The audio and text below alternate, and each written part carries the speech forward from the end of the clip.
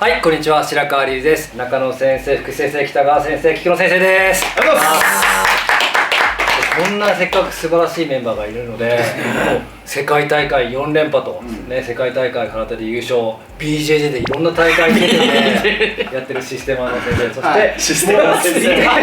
そしてもう UFC と世界とか大事な試合で活躍している先生たちなので、こう大事な試合に向けてコンディショニングとか精神状態どんな、ね、状態で迎えているかちょっと教えていただけますか。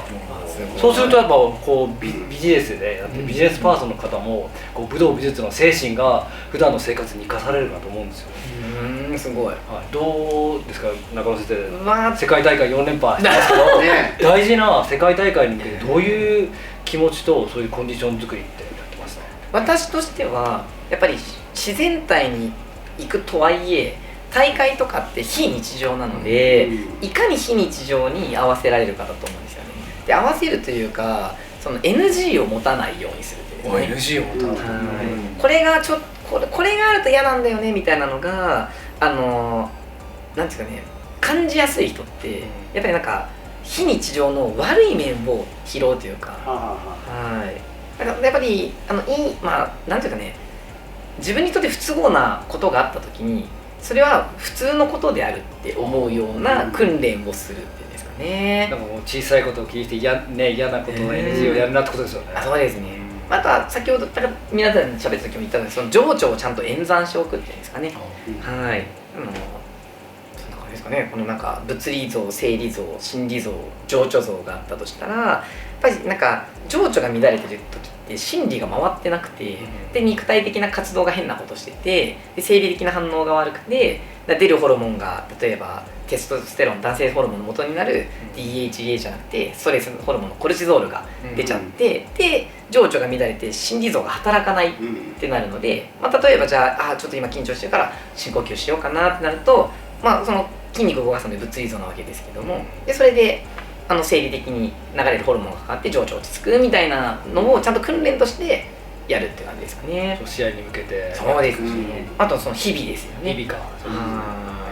でも中野先生自体はほぼ NG ないってことですね。そんなことないですけども、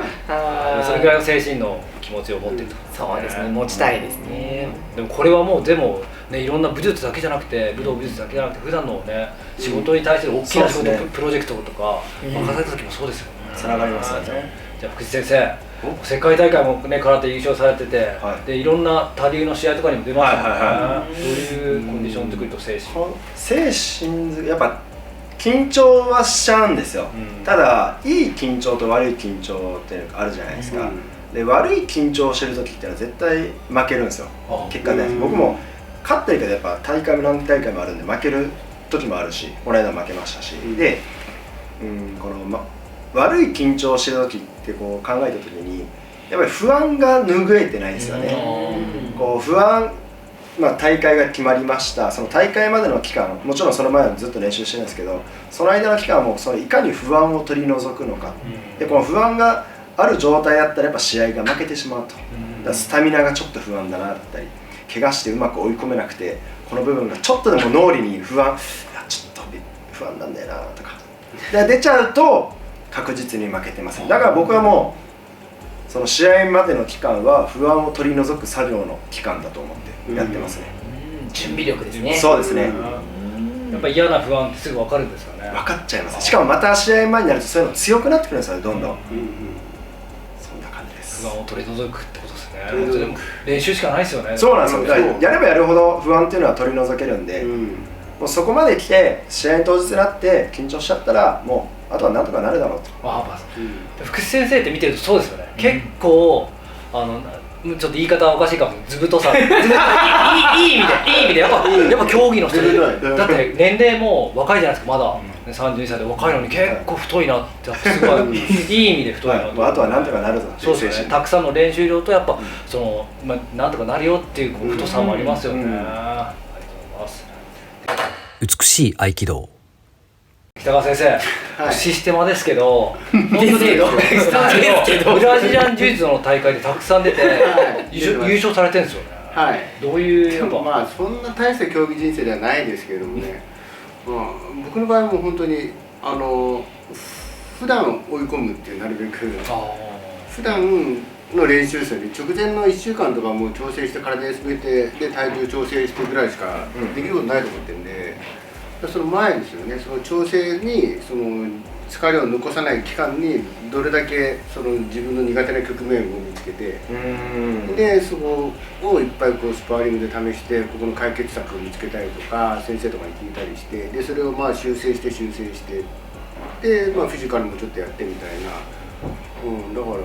その試合ない時に追い込むべきだと僕は思って試合ない時から、システマのその、生かすってことあるんですか、競技のそれはシステム整理、どういうのですか？怪我しないっていう。そうなんですか。やっぱ生き残んなきゃいけないので。そうだから僕は同じぐらい充実やってる人に比べるともうはるかに怪我少ないんですよ。だから先ほども練習の時はすぐタップするって言ってましたもんね。そう練習は練習だから、だからそこはすごい分けてて、練習は練習だし、あとスパーリングは技比べだと思ってるから、力比べはしないって決めてて、力比べはこの別にウェイトの重りでやればいいかなと思って。怪我しないで厳しい組み合いの稽古を続けるって確かにね、技術っていうか精神性どうやっていいかってね。とにかく怪我したくないんで、そこはまあシステマで僕の場合はかなり生きてますね。リラックスしてると怪我しにくいですもんね、この関節の取り合いの中で。あとやっぱ同じエビとかで相手を押す場合でも結構みんな前のこと押しちゃうから肘とか肩痛めなんですよね。だからちゃんとフレーム使ってれば力抜いた状態でいけるんで、やっぱシステマで学んだ体の身体動作を BJJ でそうですね。さっきからもうこの B って言いたいから B の口になってるんですよ。違います。やっぱ本当北川先生充実家として尊敬してる。普段からしっかり追い込んで、あとは何のための練習かってね、このスパーリングが技をちゃんと向上させるための練習ですよね。目の前の勝ち拾いに行くと、なんかそれで終わっちゃうんですよね。そうですね。怪我なく当日を迎えていく。このスパーリングで勝つためにパワーでボクシングするよりは、まずボクシングが上手くなりたいんだったら筋トレじゃなくてボクシングした方がいいっていう話ですよね。試合に勝つんだったら筋トレしたらワンチャンいけるかもしれないですけど、でもボクシングは上手くなってない、でも試合には勝てる、でもやっぱボクシングが下手なので先に行くとボクシングで負けるってやつですよね。なんかそのテクニックの練習とそのぐちゃぐちゃした練習ってね、それはそれで大事だと思うね。分けて目的を意識持ってやっていく。なかなかそれが分けてが難しいですよね。ちゃんと理解して。すごいやっぱり。この最終ぐちゃぐちゃ練習が大事なのかまた憎いとこですよね。ぐちゃぐちゃなるもんな。ありますね。絶対ね、超安さなりますね。ぐちゃぐちゃで強いは大事ですよね。大事です。北川さんぐちゃぐちゃで結構強いので。それも競技としてですね。競技ですね。はい、ということで、あと菊野先生はもう世界最高峰ね、MMA のUFC。プロレス言うたら UW ブレイクとって言っちゃったけど UFC ですよ。UFC。でもこんな気持ちで試合に臨んでます。でも今先生3人の方がおっしゃったことをギュッてしたような感じですね、本当ね。やっぱり、練習はともかく自分の不安を取り除いていくというか、いけると本気で思える、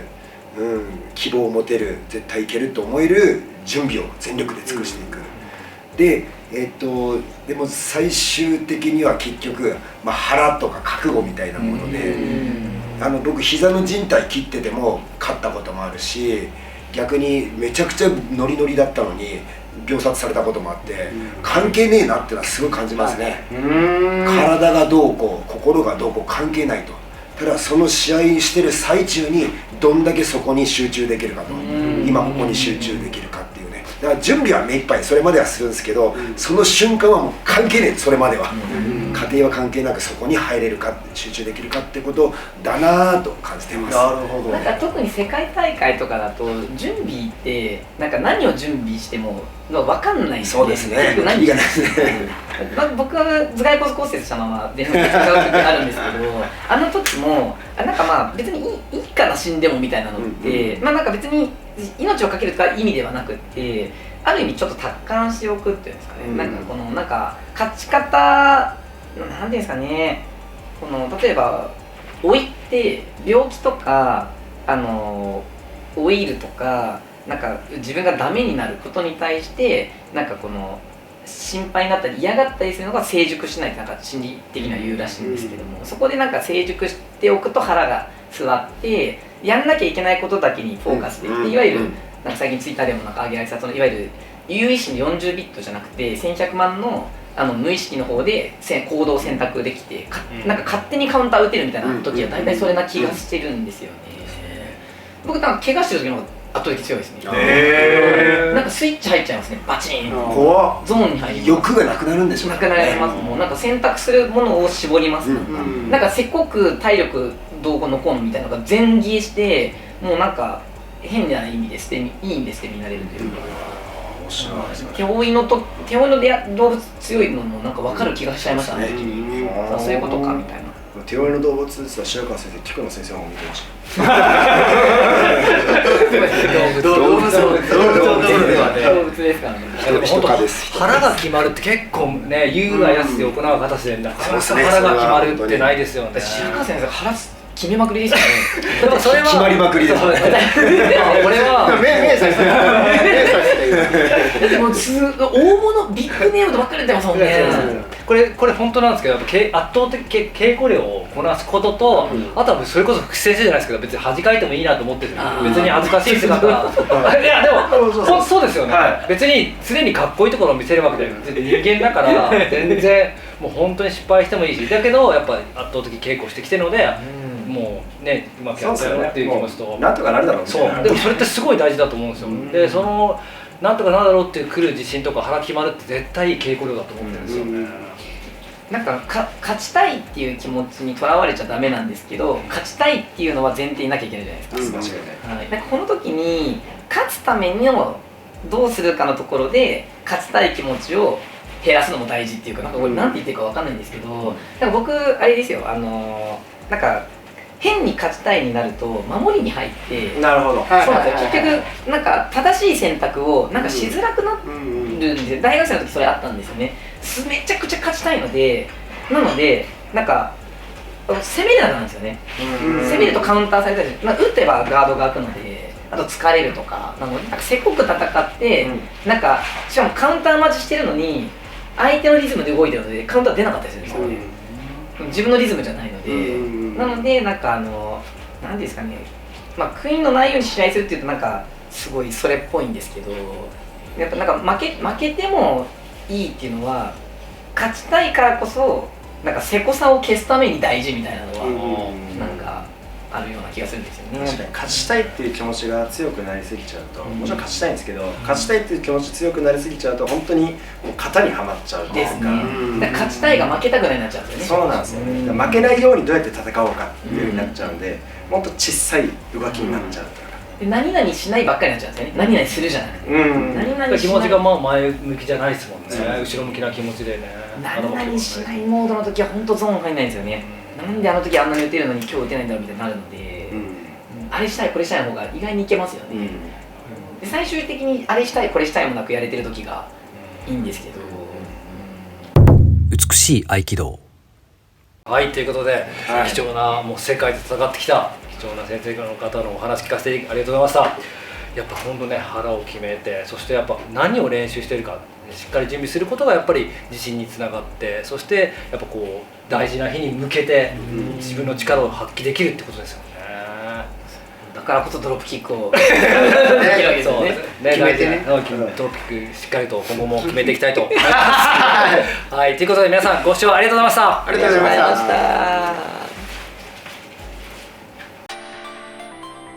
今初めて明かされる美しい合気道の秘密。難しい専門用語を分かりやすく独自に言語化。 QR コードでいつでもどこでも動画が視聴できる。こだわりの美しい写真と美しい動画、臨場感のある解説動画、全200ページで送る美しい合気道のすべてがここに。書籍美しい合気道、角川より発売。